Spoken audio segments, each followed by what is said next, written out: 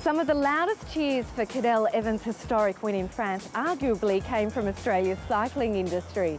More and more of us are using pedal power to get about these days, with improved bike paths and high fuel costs encouraging many to don the lycra.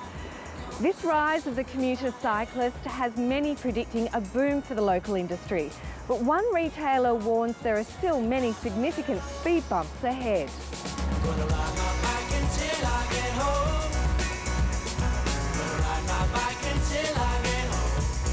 We've seen cycling grow in Australia exponentially over the last few years. We're moving towards a greener society, and I think that given the opportunity, people will take up that option. The founder of St Kilda Cycles was ahead of his time when 22 years ago he established a shop targeting the urban and commuter cyclist.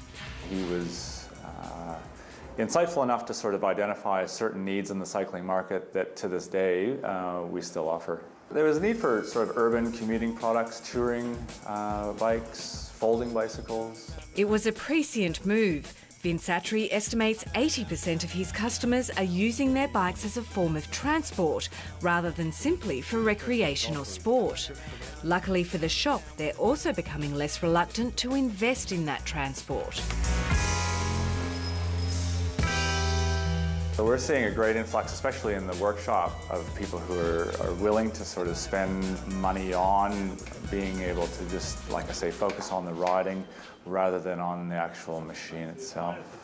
More than a third of the bikes sold at the shop are created specifically for the commuter, such as the folding bike. You can use them on public transport, people who live in high-density housing, people who want to integrate part car travel and part bicycle travel. They can park outside the city boundaries and then ride in that shorter distance, fold it up, take it into the office where there's less of a theft concern.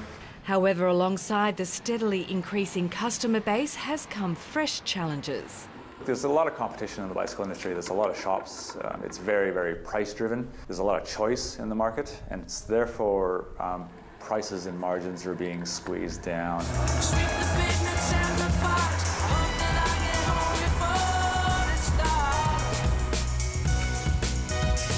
The strong Australian dollar also has an adverse effect where people will shop offshore, again on internet sites.